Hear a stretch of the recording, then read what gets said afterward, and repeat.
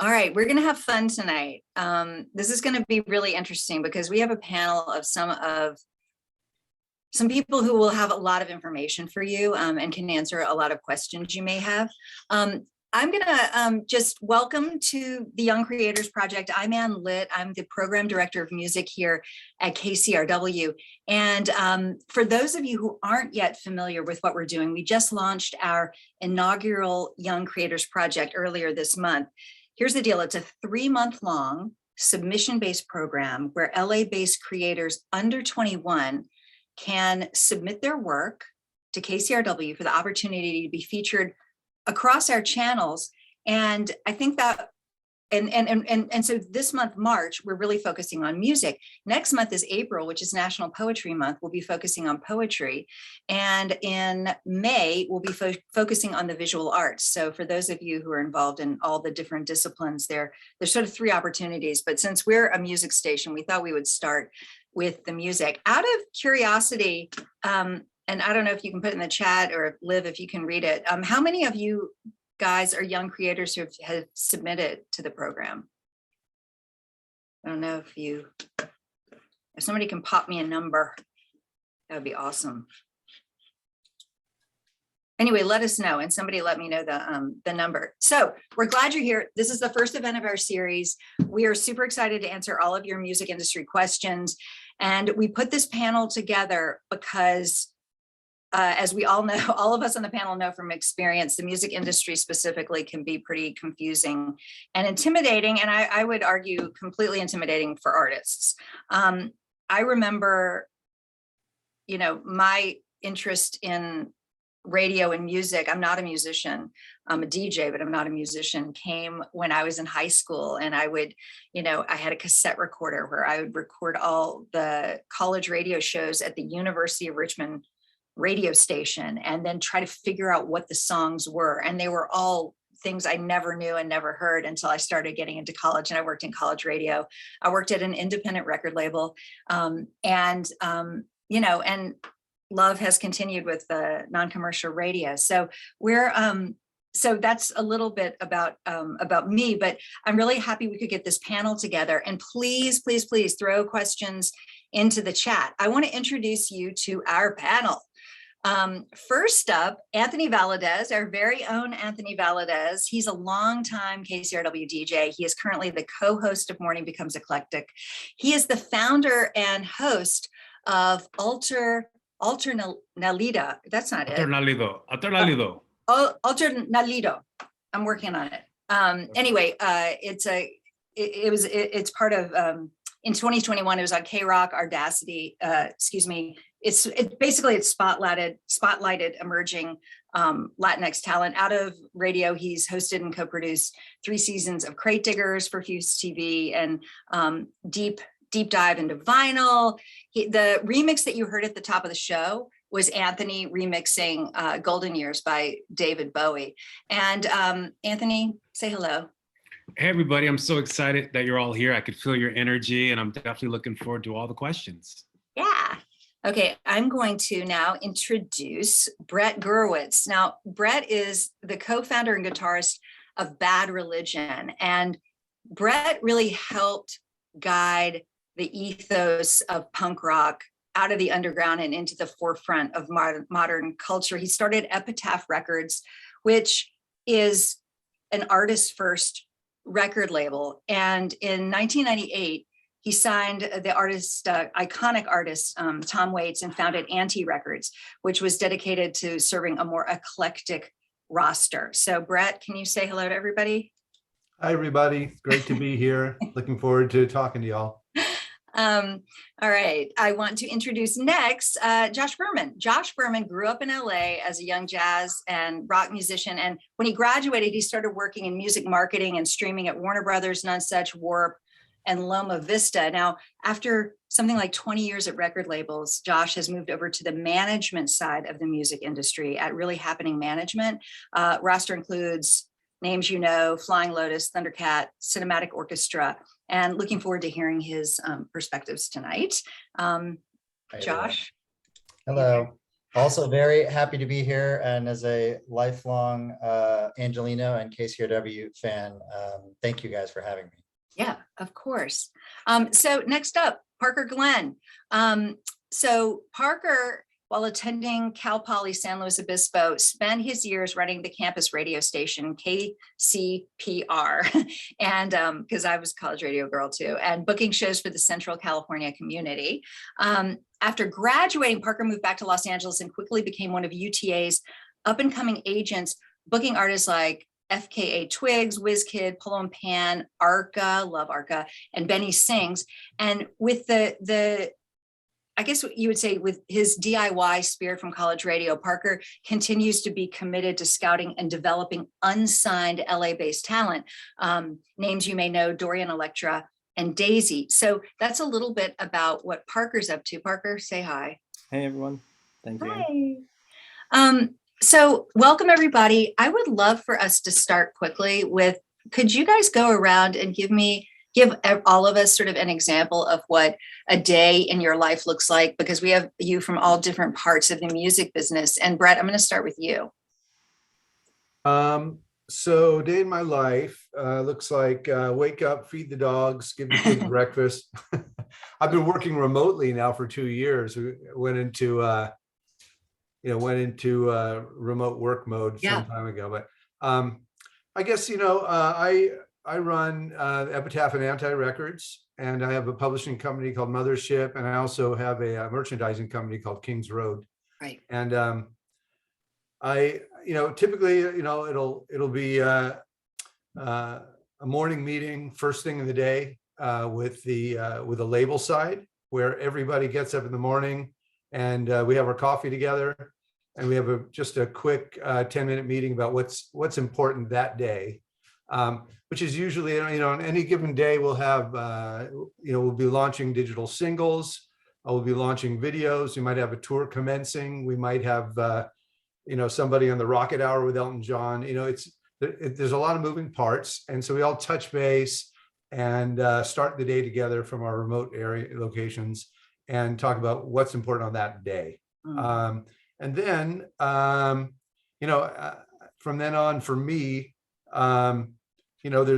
there are marketing meetings, there are press and imaging focus meetings, there are music meetings, and I try not to have wall-to-wall meetings, but some days at Epitaph and Anti, we have wall-to-wall meetings. We have something called No Meeting Wednesday, which I recommend, and that's something we do for all of us, so that we can have some focus time and to do some of the things that we talk about in meetings. Mm-hmm. I love that. Thank you. Brett, how many artists are on Anti and Epitaph collectively? Active artists around 200. Yeah.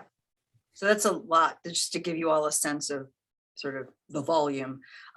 Parker, I want to jump to you. You're at UTA. You've worked with some big name artists, and you're also really championing local artists as well. Tell us a little bit about your day. What does it look like?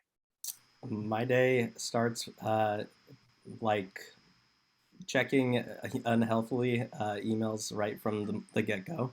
Yeah. So don't recommend that. Don't fall into that. Don't do that. But I do that too. Let the mind get going to start. Usually rolls into morning calls with. I work with a lot of international artists, so getting ahead for the UK stuff in the morning, East Coast calls in the morning as well. Usually roll into the first kind of set of maybe more company focused meetings around 9 a.m. And then from there, it's the only thing that is consistent is the inconsistency, honestly. I mean, I think a lot of people here will say that every day is different. It truly is. You think I have a to-do list that I put together every day. I think I'm going to do that list, and then the list completely, goes out the window and it shifts. Yeah. So it's always changing. The priorities are always shifting, and you have only so much to get, or so much time to get through everything. But how many artists are you working with? I work across about, I'd say, 20 active and 10 more on top that because in my world it's more cyclical. So Mhm. you know, you have periods between, you know, when someone's working and not working, when they're maybe entertaining only certain opportunities.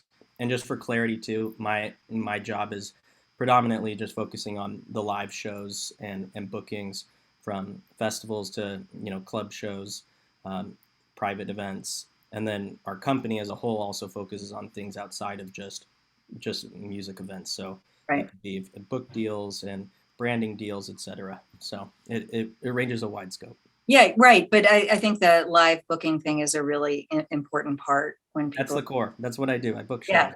Yeah, I love that. All right, Anthony Valadez, my brother at Hey. KCRW. Hi.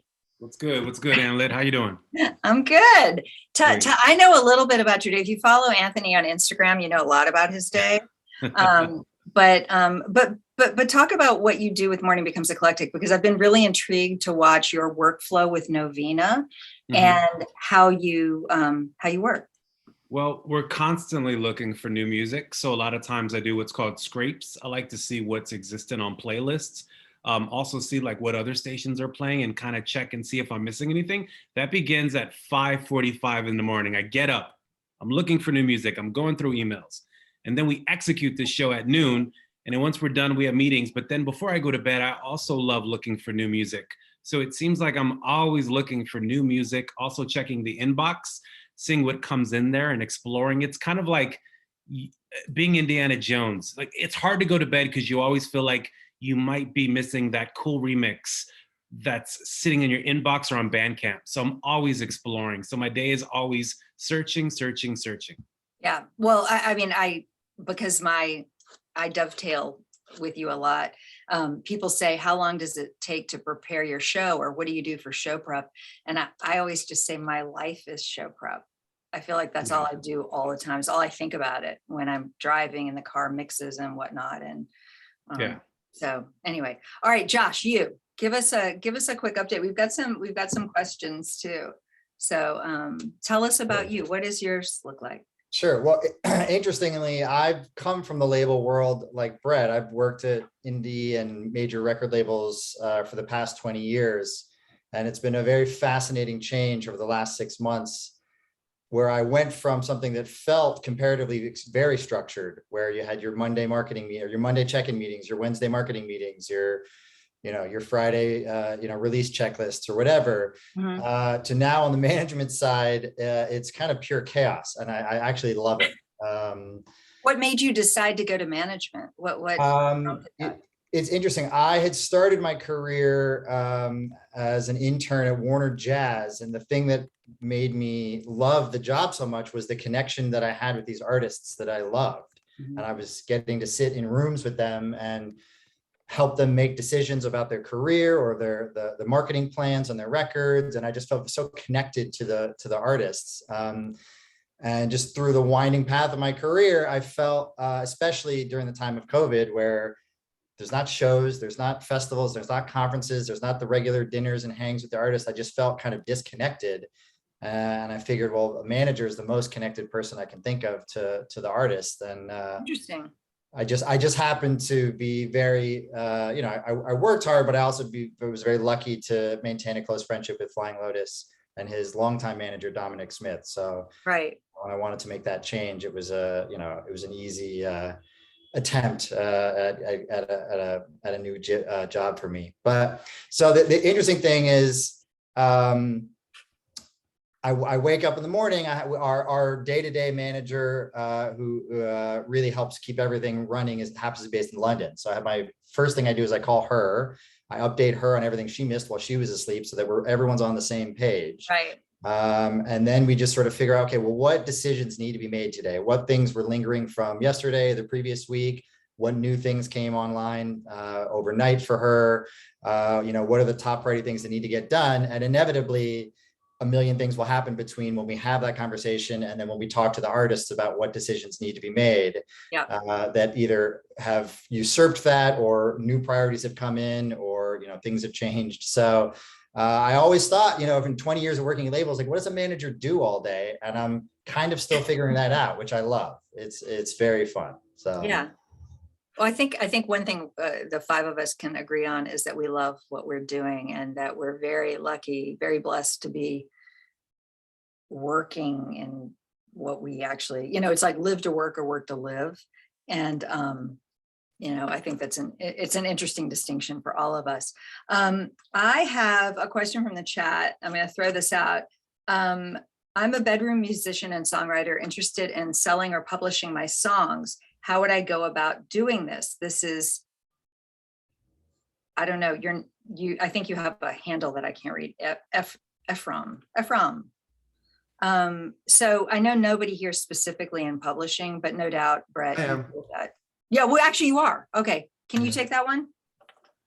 Yeah, well, I mean, I'm really into bedroom pop and lo-fi hip hop and that whole sort of genre-less space. And in my experience, sort of the coolest, most exciting artists in that space are sort of emerging from SoundCloud and YouTube. So I think that's where you start, and you just start on a very DIY level. You write, you make recordings on your laptop, or you collaborate, work with other bedroom artists, connect with other bedroom artists on SoundCloud and YouTube. They're all over the world. And maybe some of them will feature on your tracks, you can feature on their tracks. It's a great way to get exposed. And once you start getting some listeners and supporters, you're going to get attention from, at that point, it's sort of a matter of, well, do I really want to sell my masters to a company that wants to do a deal with me, or, on the master side, or do I want to do that myself, which is a valid question nowadays. And then on the publishing side, the interest will emerge. I don't think you get a publisher by, sending your songs to a publisher. It's just, today the way to do it is go out there and do your art, Do you think that how important to you is, because I think one of the things I've noticed is it's not for me about being presented with things, it's going on those deep digs and one thing leading to another. I think you just said, Brett, that just sending a blind email isn't necessarily the thing, right? No, yeah. No, it's, if you're going to do that, you should have something to point to other than an MP3. You've got to be out there doing it. In the old days, you'd sort of, when you were trying to discover talent, sort of the benchmark was, well, are they popular in their local community? Are they playing a local club and getting listeners to come see them? Yeah. But the new benchmark is, do they have supporters on Bandcamp? Do they have supporters on SoundCloud? That's the analog to the local club or the basement party today. Right. And there's nothing stopping anybody with talent can do that. I really believe it. Yeah, we believe heavily in Bandcamp too, because that's a platform that really supports the artists and in an incredible way. This is sort of, actually, this could be for everybody, but Josh and Parker, how important is social media to you all when you're looking at a new artist, a young artist? What are you looking for me, I would say it is certainly important, not necessarily in a pure numbers game. I mean, I'm lucky to be in a position where I'm not, an A&R at a label, or, not that I really would do that when I was in labels, but to me, these platforms are an incredible way to do what Brett was talking about in like building your community, except you're doing it online. And it's a really good way to showcase who you are and be as idiosyncratic and unique and stand out as an artist. So to me, when I see someone's Instagram page, or particularly a YouTube channel, which I view as like the visual Wikipedia of who you are as an artist, if you're doing something really unique, I don't care if you only have 10 views on each of those videos or a few likes or comments on each image. If you're doing something that's stark and stops me in my tracks, and I'd say, wow, that is a very, unique way to use this platform. To me, that I do think that is one of the incredible benefits of those platforms, is it is a way to show how unique you are and set yourself apart, as opposed to, I have 300,000 followers, therefore I must be important. I don't necessarily do it that way. It's not a follower game as much as it is, how are you using these platforms to differentiate yourself? Right. What about you, Parker? Where do you fall on that? Yeah, I was just gonna say it's just another tool to connect with your fans, and if you go look at, like, take a band like LCD Sound System, who came before the Instagram period, they don't have any Instagram followers, but that doesn't stop LCD Sound System from being popular. And then if you take like Arca, for example, who is posting memes all day and is like, completely over posting, but that's part of who she is. It's just a completely different approach, and I think you have some bands that sell tickets fine without any posting, and some that really utilize it, and then you have some that have huge followers and no engagement because it's not appropriately used. So I think if it's something that's for you, it really comes down to finding your voice in it, because it can feel forced. And I think, like, what Josh is saying about the music, like, if that's going to be that, if that's moving someone, then that's enough. So, that makes a lot of sense. Anthony, I'm going to pose you a different question. Oh, no, actually, I want you to actually speak to social media for 1 second, because Anthony's got strong game. I think it's better if you have 100 followers who are your army. That's better than having 30,000 who could care less about you. I think engagement for me, especially, one of the things that irks me is when I find a really cool artist and I'm like, wow, there's nothing like this. This is amazing. And I can't find their story online. I go to their Instagram and there's nothing there. Two posts from 2020, and I'm just like, come on, there's got to be more. Help me. What's your story? And I think the cool thing about social media is that it allows you to, I don't want to say control your narrative, but it allows you to tell your story, in which is very honest through your eyes. And that's kind of your platform, to tell your story, to let us know who you are. And a lot of times that could be the bait, and that can, like, I want to know more about this artist. So, yeah. I completely agree with you, because there are times that I go deep diving and I'm like, oh, damn, I can't Google, I can't Instagram, there's nothing anywhere. So I do think that's an important distinction. Yes, Parker. Reminds me of the band Salt when they first came out, and you couldn't find anything about them, and the intrigue of that was just like the essence of the project. So that's actually a great example.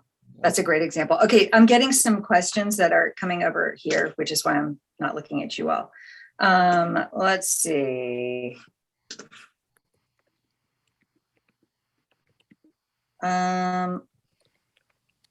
Okay, Bells Rose is here. She's excited and honored to meet all of you. She's a songwriter, and she wants to know how to shop songs for others to use. That might be a Brett or a Josh question. I don't know. How does one, you're a songwriter, you're out there, you've written all these songs. What do you do next? Well, usually that would be your publisher's job to shop a song. That's sort of tough when you're just getting started. A lot of times people get started with doing co-writes with other artists. So rather than shopping songs, if you're a talented songwriter and you like collaborating, then you put yourself out there, and maybe you don't have a record contract, or maybe you don't have a lot of traction on Spotify yet. Right. But maybe there's, maybe you know somebody who does, and you do a co-write together, and suddenly you have part of a song, and you get involved in community of writers, and do more co-writes with others. Yep. And I think that's a good way to start. I discovered artists that way too. If it's, somebody I'm interested in, Benny sings, and I see that he's done a co-write with blah, blah, blah. And I'm like, oh, I wonder who that is. And then you see their names pop up. I think that's a really important. Anthony, this is more down your. Yep. And you know what's great about all your questions, by the way, is that they're the questions that need to be asked when you're where you are getting started out. I'm so happy you've done this. Hi, I'm Vivian. No, excuse me. Vivian, I'll get to you. Hold on. I've been DJing for a while now. Started off as a college radio DJ. That was 8 years ago. It's time to expand. Any advice for getting larger event bookings? What sets a DJ apart? And I want you to Anthony to take that one. Well, I think great examples are like Selection, Brain Feeder. I mean, I told Ann this. I grew up with Flying Lotus was my neighbor, and I remember when he was putting Brain Feeder together, and he brought all these like-minded musicians to our unit where we lived, and he built a community that was genuinely building over the music, the sound, wanting to be different, wanting to provide something that was beat oriented to Los Angeles and the world. And Selection is a great example of a crew of folks who are DJs and producers and utilized the internet and basically built an online community. I mean, they kind of broke the rules and did it themselves. And I think that y'all live in the greatest time to build your communities where you can utilize these devices that you're on, this phone to record, to capture even, I love watching behind the scenes clips where artists are making music and sharing that online. That makes me lean forward and want to get more involved with what you're creating and doing. So my advice to you is build your community, get involved with your community, and wonderful things just happen that way. You're gonna find like-minded folks. The other thing I would say is Giles Peterson is a DJ on BBC Radio 6, Brownswood Recordings. He's somebody you should follow on Instagram. But I remember talking to Giles, and this has been at this point years ago, and he said something that I always thought, but I hadn't articulated. As a DJ, to me, I'm more interested in great selectors than great mixers. You know, I'm a meh mixer. I can, do it, whatever. But I'm really interested in great selections. I listened to actually Morning Becomes Eclectic this morning when I was dropping my kid off at school in the Valley to Santa Monica. And I was listening to Novina's first set, and the selections were the deal. And so those of you who are DJs, I just would encourage you, it's about your selections. Wouldn't you say, Anthony? 1000%. That's what makes you different. Because if you're all playing the same 10 songs in a club, what makes you different? And beat batching, everything's 4 on the floor, and we're all like, I mean, any of us can do that. I mean, somebody who's never DJ can do that. So that's a really good point, though. We all have access to basically every song ever recorded. Not really, but millions of songs. We all have access to millions of songs. If you can curate those in a really unique way and expose me to something I've never heard before, or a combination of songs that I hadn't thought about, or a scene that's happening, like the jazz scene that's coming out of, South London right now, like the people who are exposing me to that stuff is, I like, it's like a drug. I need that. So. I totally agree with you. Okay, so here's an interesting question. And this might actually, real quick, oh no, go Parker. Yes, please jump in, y'all. I just wanted to say, Erica, like, go find your people. That's like what you need to go do, because I'm also a DJ for fun. And like, when I find new DJs that I like to, their taste and want to see their shows and them play too, you meet up, you start hanging out, you get invited for gigs. You might even have opportunities to let them in on it. It's kind of like, like Anthony's saying, it's about building that community and being like seeking that out in something larger. So I think start there. And then the other thing too, honestly, is like for larger events, like, yes, of course, like opening for an artist would be amazing, but go to the venues and the spaces that are exciting to you, spend time at them. Eventually you dig around and see if you can find contacts. I can't urge that enough. I mean, even some of my for fun DJ bookings, I can't find an email for. I'll just like go to the bar and be like, hey, can I DJ here? And that's how the relationship starts. So put yourself out there and go do some stuff. Yeah, it's a lot. I think that one of the democratizing things about these times has been that now you can, I feel like, I don't know, Brett, what you think, but I feel like when I was getting started out, I guess I'm looking at us as the sages on the panel, but I would just go and do it, right? And then I think there was this period of time when everything had to be sort of slick and presentational. Now I feel like we're back to show up at the club with your stuff. I don't know. Sure. Yeah. All right. You're agreeing. Like I'll, that, yeah. I'll take it. Okay. I see. This is a quickie, Cullen. You were wondering if you can submit instrumental songs that we have produced, and is there a limit to how many beats we can submit?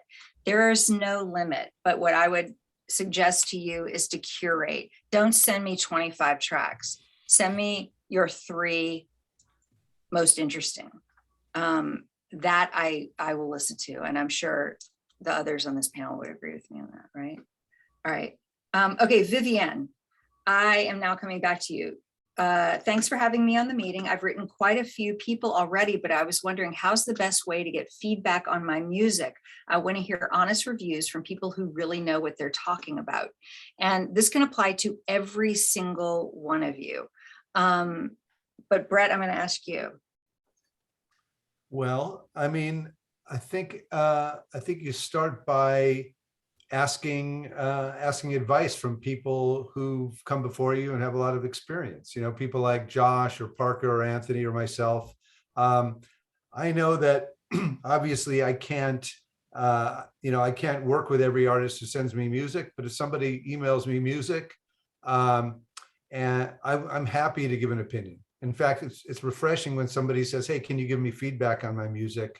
Rather than, "Hey, I'm looking, I just wrote a hit and I'm gonna, I'm gonna do you the honor of signing me." So, Well, do you get overwhelmed with those? Because, by the way, every single person on this call tonight is going to be emailing you tomorrow, FYI. But that's okay. I can't listen to everything right away, right. But yeah, people email music to me, and I'm happy to give feedback. Yeah. One thing I will say is I don't like when people send files because I'm paranoid about getting a virus. I don't like to download anything. So one thing that's very helpful is if you're going to send somebody like me music, always appreciate having like a SoundCloud link or an unpublished YouTube link, something like that. I'd much rather stream your track, or whatever streaming platform you want to use, really. But I do like getting a SoundCloud to check out. And I don't know what you think about this, Anthony, but my take is that if you send me a streaming link and I like it, I can't play it unless I can download it. The way DJ software and whatnot works is that I need it. And if you just say, "Hey, check this out," that's an extra step for me. I have to check it out. Then I have to email you back and ask you for, so in my case, in a DJ's case, in Anthony's case, in my case, I would argue that send both. So if I want to just quickly do a SoundCloud thing, I can do that. But if I hear it and I'm like, this is money, I want to be able to immediately download it without having to get into an elaborate back and forth. If it's about efficiency. What do you think? No, I feel that totally, but I'm just No, totally, you're not doing that. So paranoid about getting with some ransomware virus. But a lot of people are, and I think that's super valid. And you and I have different, and I'm using it differently, right? Because I don't download it until I like it. So send me both. Is my point is so that it doesn't have, because I will lose the thread in the back and forth. Is what I'd say. Oh man, you guys are. Let's see. Okay, any advice on finding the right management you can trust? From Zella in LA. Josh? Yeah, I mean, a lot of artists that I've worked with over the years have started with either having a very entrepreneurial and smart and motivated friend just help them kind of kick open the doors and just scratch and claw their way in, even if they didn't have specific music business experience, but someone who is passionate and dedicated and believes in you, and you have a previous relationship with. I think that is, incredibly valuable. If someone is just really motivated and willing to just find my email, find Brett's email, find Parker's email and say, hey, I have someone I really truly believe in, and I think you should listen to this music or come out to the show. I have someone I met in New York 15 years ago who, DMs me on Instagram at least once a month with, hey, this, the band I'm working with is putting out this new track. Let me know what you think. Should we drop this video further? He's asked me like really specific questions about the campaign, and I'm always happy to answer him because I just know he's so committed to his artists. So if you can find someone who has that level of commitment and not necessarily some, degree in music business, I think that's always a good place to start. And again, I think a lot of these answers that we've been offering have a very similar through line, which is like finding your community, right? Hanging out at the venues where artists you look up to or want to emulate in certain respects are playing. Going out there and getting, seen and exposed in any way you can, and creating your community, doing it online, doing it in person as much as is possible nowadays. Right. You will find people, you will attract people. So I think that's another really good way to do it. I think, if you're just starting out and trying to get some big, powerful manager, that's don't do that. It's a big challenge, and they've got huge other priorities, right? Find someone who's dedicated to you. That's the best advice I can give. Don't be the little fish. Well, go, Brett. Yes. Yeah, I can speak to like the other side of that question, because I think when you're first starting out, you don't really need a manager. If you're a hungry creative kid. My band never had a manager. Really? Well, for many, many years. Yeah. Y'all was just you. No, we made several albums without any manager. But the thing is that if you just go out there and do your music, and do your thing and get it heard, and it's good, managers will find you.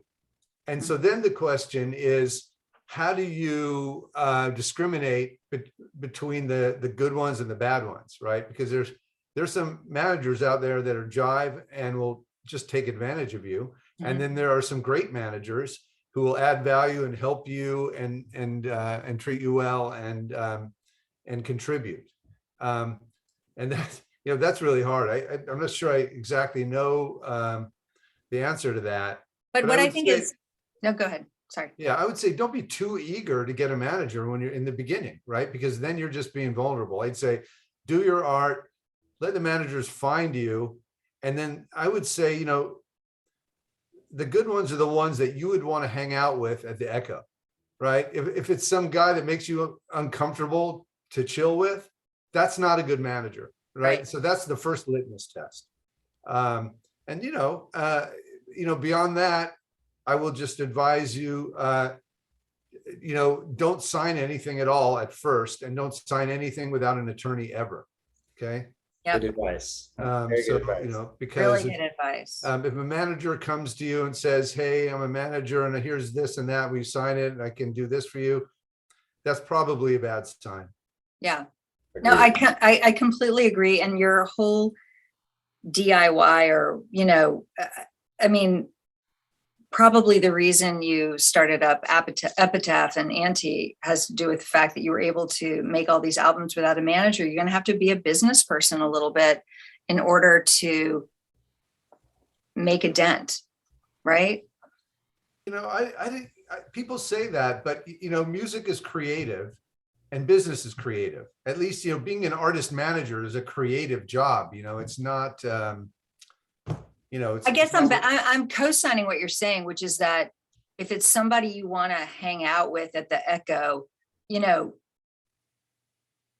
I what gets me nervous is somebody whose best friend is like, I'll be your manager. And well, yeah, I think that could be helpful. At least you've got someone to hang with you when you're.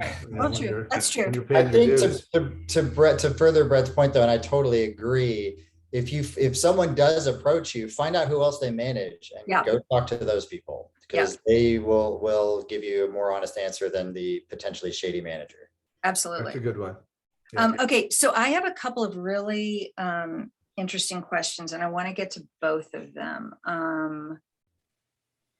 Okay, the first one is very specific, and it may be not where depending on where all of y'all are in your respective careers, but this was a DM straight to me.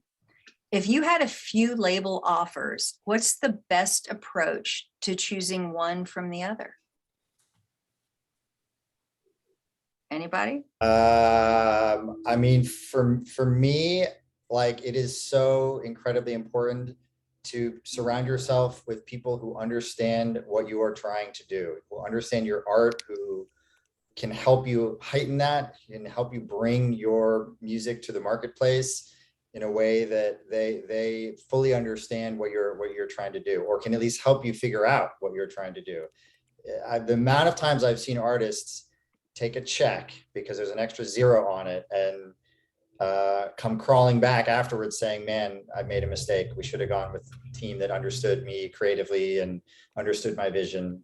Look, I've never turned down a check with an extra zero, so I've never been put in that position. But more often than not, if you have a team of people who understand you as an artist and can help you execute your vision creatively, that is who you should try to find in a label partner. Yeah, Brett, I don't know if you or Parker. Actually, Parker, I'm going to ask you this one. Y'all, the questions here are amazing, and we only kind of have 15 more minutes, but I would just throw out there right now that we should do another one of these because there are so many questions that we're not going to be able to get to. Can I say one thing? That I think Yeah. the one word that we left out tonight is hustle. Just remember, for every one of you, there's a 500 others. What makes you different? What are you willing to sacrifice for this? Because all that's important. Like, I think there are nights a lot of us who are on this panel had to make sacrifices for what we love and for what we believe in. Don't forget that, the hustle word. Yeah, agreed. And okay, so maybe, how about this? This is Vivian Silas, and Vivian, I'm glad you're on here. Vivian actually reached out to me and emailed me last week and asked me a few questions. And I ended up, Vivian, I don't know if you get the Music Insider newsletter, but I quoted you in the newsletter because I thought what you said was really interesting. But now Vivian has a question. I'm only 14 and I can't tell if that's something I should show off or as an artist or keep back. What's the right approach with this? 14 years old. Is this, speak to me, people. Show off, 100%. Yeah. It's all about youth energy, man. I just signed a group called the Linda Lindas, and they are blowing my mind right now. We love Their drummer is 10 years old. I think the average age of the group is 15 years old or 14 years old if you average it out. They're brilliant. They write their own music. They produce themselves. They direct their video. They're amazing. And what they're playing is great music, but they're not reinventing the wheel. If they were 30-year-olds, it wouldn't even get my attention. But the fact that they're doing this with this much, with so much passion and energy and expertise at that age, that shows me they're geniuses, right? They're rock and roll geniuses because they're doing it at that age. You know, any 40-year-old can figure out how to play a punk rock song on drums. It doesn't impress me. So yeah, I mean, if you're really doing it and it's good and you know it and you're young, put it out there. Rock and roll is for young people, you know. I mean, that's what it's about.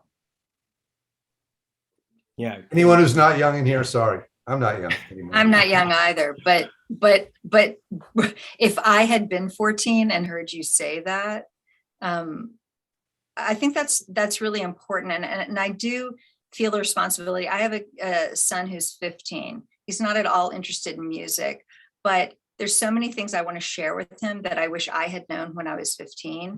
And I think the point of the Young Creators Project is that we want to share with you what we know, especially for those of us who didn't have that opportunity. My parents just thought I was weird, you know, so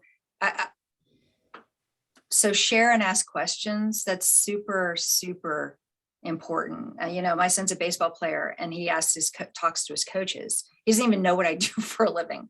But I just think that that's really important to be able to reach out and ask questions, and we will always answer them. And I know Anthony is very committed to that as well. All right, guys, how much time do we have? We have 10 more minutes. Okay. Let me find a question. What is a good way? Oh, here's an interesting one. This may be a Parker, Josh, Brett one. What is a good way to find an attorney to review contracts with either an agent, a manager, or anything? Pauline is wondering. What's a good way to find an attorney? Well, I'll just start, and I know it kind of got mentioned before, but yeah, don't sign a contract without an attorney. Don't ever sign a contract with an agent ever. If you're being offered a contract from an agent, they're probably not very established. We, on the agency side, just work on a handshake deal. Oh, you do? You work mostly on handshakes? Yeah. Yeah. Okay, that's really good to know. Not mostly, always. Always. All right. Yep. So UTA will work on a handshake. CA, WME, UTA. Okay, I did not know that.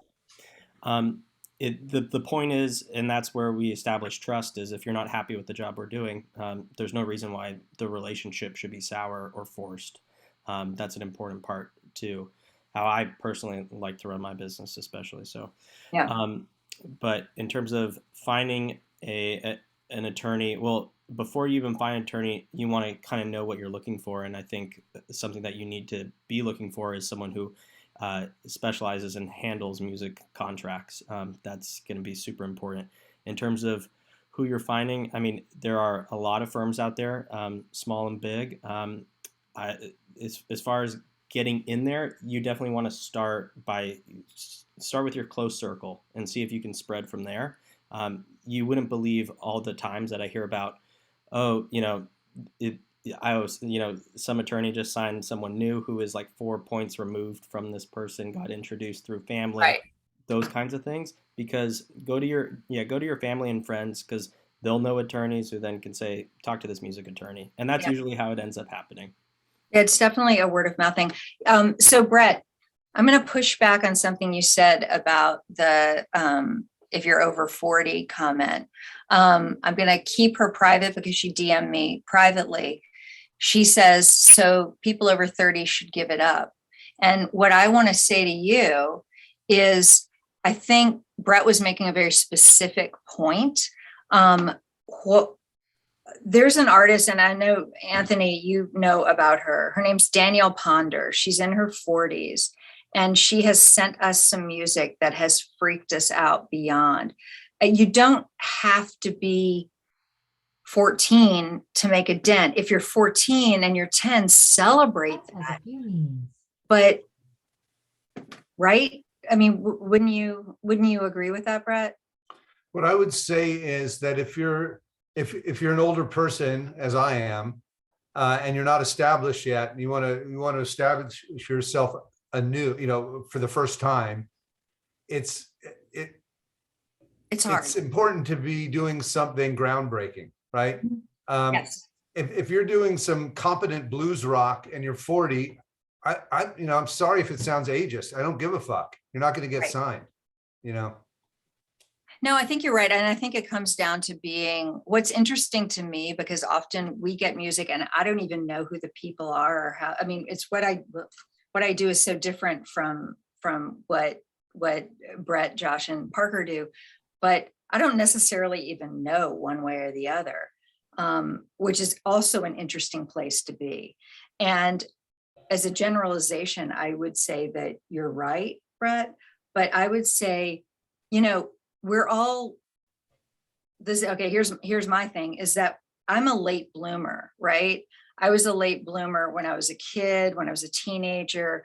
I mean, I'm 55 years old and I got this job at KCRW when I was 52. And that ain't young, right? I think young. Right. Oh yeah. I'm not talking about. Yeah. No. I know what you're saying. I just want to clarify for the young folks. I'm just saying, if you're trying to be a generic, No, I'm just saying, if you're trying to break into the music world as the next big thing, it's going to be a lot harder if you're over 30. I mean, it's totally just, agree.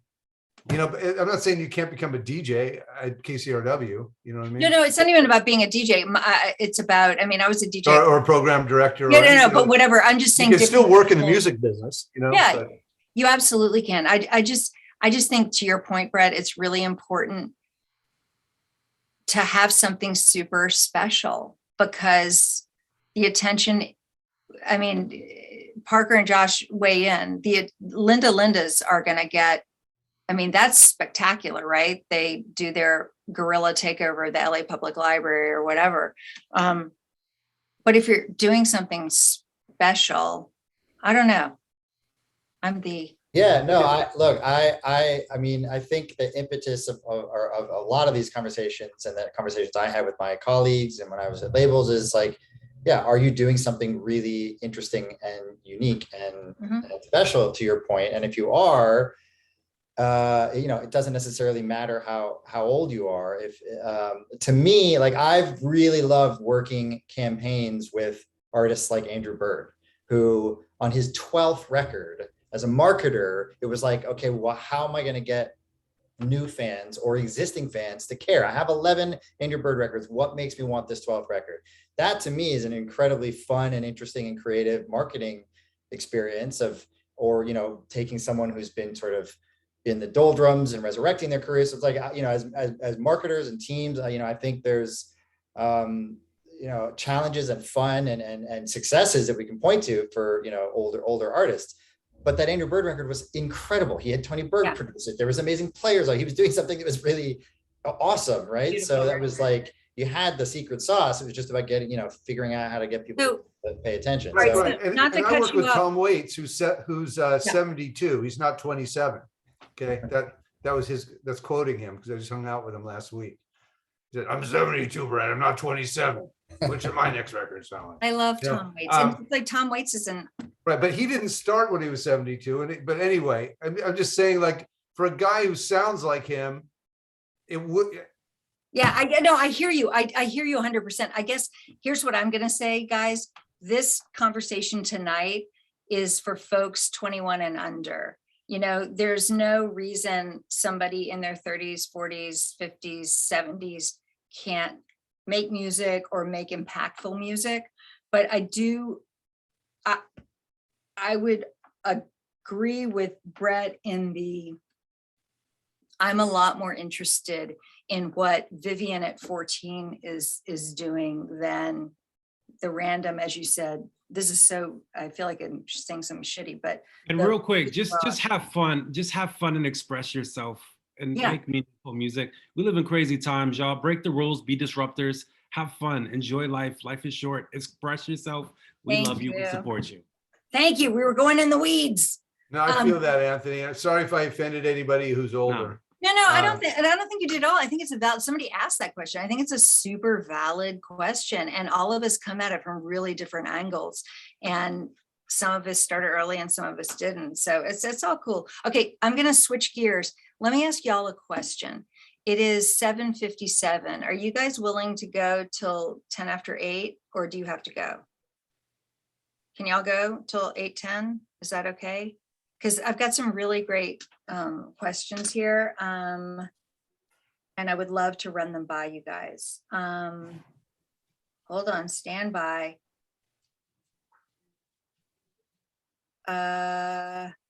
Okay, any opinions on services like DistroKid, CD Baby, etc.? Timothy McFadden would like to know. Does this go back to the SoundCloud answer and the Spotify answer? No, this is a different kind of thing. Those are distributors. I mean, to me, is that important? Yeah, they're important. Okay. Yeah, I was just having this conversation with a young manager earlier this week. I've never released music through DistroKid or CD Baby or Fuga or, you know, any of the you know, TuneCore. But what I do know is a lot of these services are, you know, the conduit for getting your music onto the digital services, the DSPs, Spotify and Apple and Amazon, but they don't really offer a lot of services outside of that. They don't necessarily have people who will pitch your music to playlists or, Right. you know, have other services like that. Or if they do, those are add-ons, right? So then you add an additional percentage of the revenue from the streaming revenue for some of these services. Oh. I don't know how good some of those services are, because distribution is a volume game, right? So their point is signing as many acts as possible, having as much data going through those pipelines to create as much revenue as possible. So it's a bit of a challenge in getting a bespoke campaign with one of those services. I agree. I'll just add, I mean, it's definitely a way to get you up on the DSPs, you know, to what Josh is speaking to as well. You know, not exactly my world, but if you have a song that's resonating and they have a team that's excited about you because they're paying attention to the analytics, they could jump in and offer you, you know, additional services. I work with some artists that still upload, so I don't want to, you know, on these. So I don't want to completely, you know, talk down on them and say they don't do you any good. But it's certainly, you know, it depends what you're trying to accomplish. Like, you know, if your scene is more on SoundCloud, and you don't want to go to, you know, official appearing yet, and you just want to get some stuff up, that's a great way to do it. But if you go and you want it out there on Spotify and Apple Music, like that's certainly an avenue for it. Right. Yeah, I'd like to give a little advice on this one because, you know, I know a lot of kids out there who are making really good money doing this kind of thing. You know, they're in high school making songs in their bedroom, and they're making more money than their parents. So there's some really good services. These places are aggregators. They're not, you know, which is another way of saying a distributor, but a digital distributor. And the ones like DistroKid don't take much of a distribution fee, and they make it, DistroKid, for example, makes it easy to get out of your deal, and they also make it easy to split the revenue. So if you, let's say, have 3 writers with you on the song, and you and your 2 friends make a song, you can have the revenue go 3 ways to all 3 of you. It's very convenient, and a lot of artists in the hip hop space and in the lo-fi space and bedroom space are using it. What I would say is that they're not all created equal, and make sure you understand their terms of service, because there are a couple of them out there that lock you up for a year or more and give you only a 30-day window in which you have to jump through some hoops to get out of the deal. Right. And the thing is, these services are a great way to get your music out there and to start creating some streams and even start making some money and getting some followers. But you don't want to be locked in with them, because see, people are saying, hey, how do I get a manager? How do I get interest from a publisher or a label? This is the way. You know, you start at SoundCloud and YouTube, and if you start getting some traction, then through one of these services, you can have your music everywhere in the world on all the DSPs through something like a DistroKid. And then what's going to happen is you're going to start getting phone calls from labels and managers or agents from that, right? So that's sort of the way it happens. So what I would say is, you know, make sure it's one of the ones that you're not locked in, because when the label or the manager or somebody calls you and says, hey, I've got a better way that you can start doing it now, you want to have your options open. You don't want to be locked in to that aggregator for 2 years or have to wait 18 months before you can get out of it. So that's what I would advise. It's fascinating because I know nothing about that at all. I mean, that's just not where I sit, which is why you guys are great as a panel. I want to get to one more question, which you sort of touched on, I think, Brett. What is, and I want all of you to answer this, what is the best way to diversify your income as an up and coming artist? You want to make a living? Or is that something you feel like you've answered already tonight?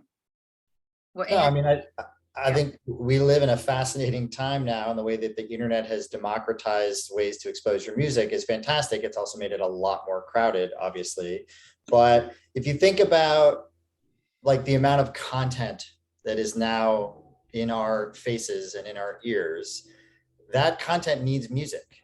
So podcasts, video games, independent films and shows and all these things. So, for me, if we have artists that are off the road and can't tour, it's like, I'm going out and talking to, music supervisors and just drumming up as much interest in music that can be used in all of this content. Right. Or, like podcasts is a huge one, right? There's not really a good process for licensing music for podcasts. I think a lot of these podcasts don't think they have the budget for it, or they don't know how to access musicians, or they just use crappy music libraries, but even though they want to use real music, and like knocking on doors of podcast production companies and saying, hey, I have a bunch of instrumental songs I think would work really well. Like, I just think there's so many other ways outside of the traditional playing shows, releasing records. Right. I think finding content that might work well with your music and finding ways to monetize that, or even, offering it up for free for starters to build something, and then saying, this is all right, now this is something that we want to promote or monetize. But I do think there's a lot of different ways of creating revenue from music that didn't really exist, or was much harder to break into a few years ago.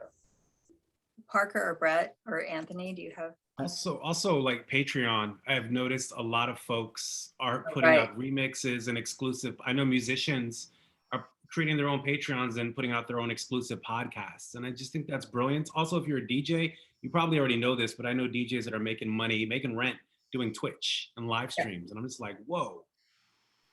Yeah.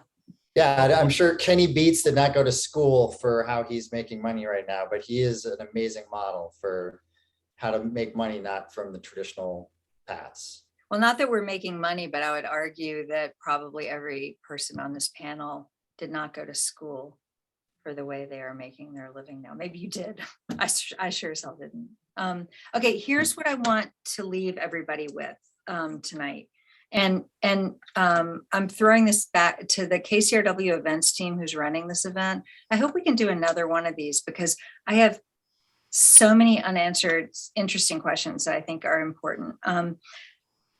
If you had to give one sort of piece of advice for somebody to get their music in front of you and have you pay attention to it, what is the one thing they should do? Anybody? I know there's more than one. Just give me one. A lot of times it's energy. It's like, I want to feel connected to you. I want to know your story. I want to know more. Just be nice. Yeah. I like that. Thanks. Anybody else? I have to say, I actually do listen to most of the things that are sent to me.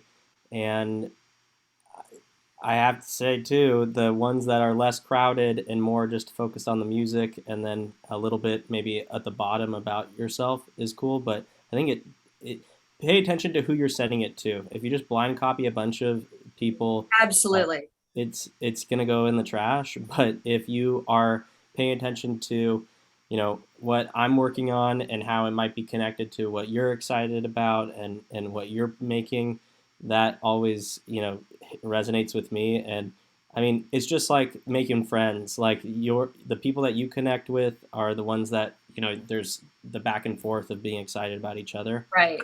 Yeah. Open the door that way. I like that. That's very good advice. Do your research. Know who you're pitching to and sending to. If someone reaches out to me saying they love Thundercat and they had this experience with him at a show, or they love this one lick that he does and it inspired them to write this tune, like just some little thing like that will help me connect to you as an artist. Yeah. Brett? For me, what will help are a couple of things. One is, if you can connect with somebody who I know, who I respect, and they can bring it to me, yeah, that's very helpful, because I get a lot of things out of the blue and I will try to listen to them. But if it was something brought to me by Josh Berman, and say, hey, I'd be like, oh, why is Josh Berman emailing me? Right. There's this thing he likes, right? Because that way it's sort of, you're getting it's like a reference, so that's very helpful. And that somebody could be an agent or a manager or another artist or a DJ. It could be anything. But if there's somebody who has a little gravity, who's had some kind of accomplishment in the music world, and they bring it to me, that's agreed. That's the best. The other thing is, it doesn't have to have that, because some people, like I was a kid, I grew up in Woodland Hills in 1970, or 78, whatever. It was not, I didn't know anybody in the music business, right? So, but, my band had a story. And so, I want to know what, if you're sending me a song, it could be great, but what's the story? Yeah. Is there something about it yet? If all Right. you have is something that you made on FL Studio in your room, and that's it, and your mom said they like it, you can send it to me, but there's no story yet, right? Yeah. Get it into the world. Start making a dent in the universe, right? That's your job as an artist. Yeah. It will happen. Just believe in it. If the music is good, it will happen. It will. And then there'll be a story. The story might be, it got picked up here. This many people are listening to it. I don't know what the story is going to be, because every story is different. But it's better if you can get your story going, connected to your art. And then when you send me that music and I say, wow, I really like this, tell me about it. You can tell me the story.